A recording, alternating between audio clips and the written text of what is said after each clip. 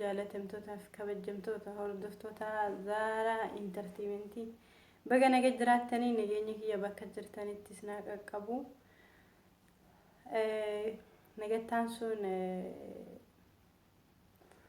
viidiyoo har'aa kanarratti haasawaa akkasumaan haasawuuf wanta barumsaa waan tokko waan ta'e wal qabatee miti mul'achuuf sababa namoonni hedduun na barbaadanis ta'eeti yaa Franken gadda hojjedhe irratti namni hedduun natti muunfatis jira irra deddeebi'eeti mul'achuufi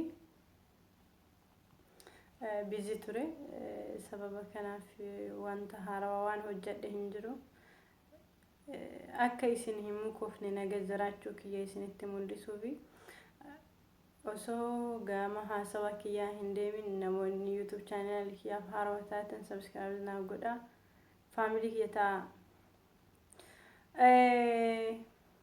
Kanatti aanseeti viidiyoo gadda hojjedhe sana irratti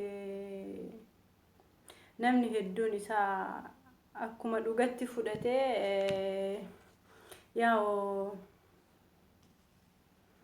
maaliif wantichi waan dhugaa fakkaatuuf namoonni dhugatti fudhatanii irra ilaalamu. Maaliif jennaan haasofni kiyya sun dhugaa fakkaata. Namoonni keenyas baay'een pirankii hin beektanii yeroo hedduu namni pirankii waan hin beekneef isin yaada san dhugaa fudhachuun keessan wanna na hin jedhu. Namoonni dhugatti hin fudhanne hin jiraniyyuu nama hedduu gowwoomsee viidiyichi suni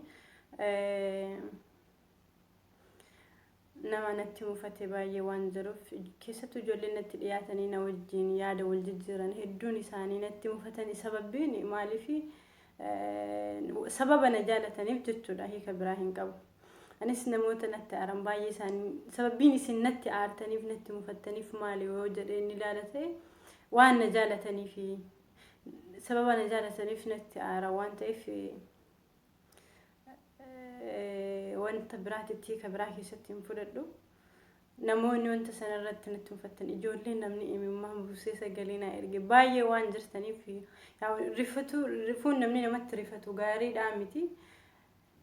Namoonni natti rifattan akka garaan dhiifama naa gootan hundumti keessaniyyuu dhiifama isin gaafa dhara deebi'ee lamuu wanta an hojjedhu wayii hanga isin adda baafattanis tasas deebi'ee viidiyoo biraas hojjechuu danda'a waan biraas pirankii isin gochuu danda'a. Garuu waan san hanga dhugaa ta'uu narraa hubattanitti wanna hin hanga yaada sana seeraan adda baafattanitti yaada keessan wanni hin jedhinaa isiniin jechuu barbaada. Wanti biraa immoo wanti isinii himuu barbaadu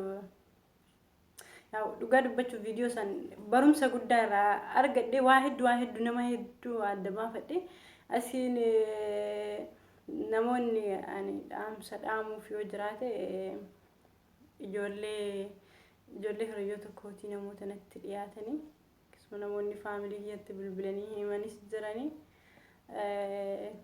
namoonni aadii kiyya jalaa baatan nama tokkoon aadii feesbuukaa kiyya jalatti namni isin hin deebisin jirtan ijoolleen babbaatanii waa'ee sanarratti ilaalchisee haasawa sani hiika biraa of keessaa hin qabu.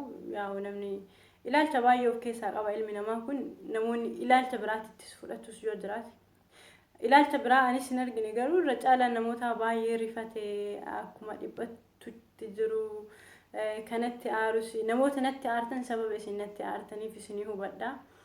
Maaliif akkamitti waan nu hin beekne haarawaa nutti gadi fiddee maaliif haasofni kiyya sun dhugaa fakkaata waan ta'eef. Kanaaf viidiyoo biraa isaan hojjedhu irratti yoo tasa wanta akkasii wayii hojjedhe xumura wanta haasawa kiyyaa san hordofa. Hanga har'aallee namni dhufanii na eebbisan baay'eedha dubbichi dhugaatti fakkaate.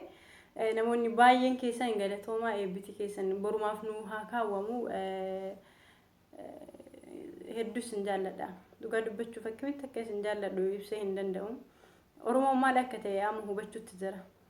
Garuu ijoollee dhiiraa tokko wanta isin himu yoo jiraate sammuu akkasii tana qabattanii hin deemina.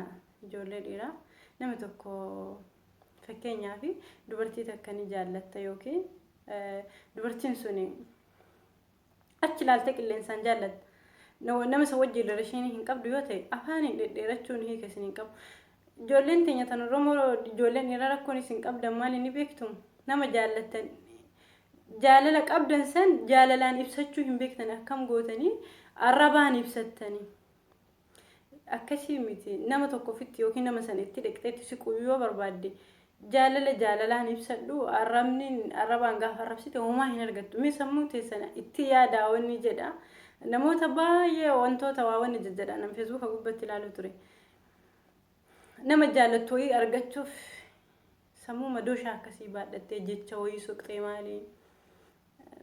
Baradhaa jaalalallee akkamitti akka namatti dhiyaatan jaalala namarraa barachuun isin barbaachisa maaliif wanti wayii beekuun nama barbaachisa wanti hin beekne nama hin beektu jedhu miti reen waa beekuun dirqama isin barbaachisa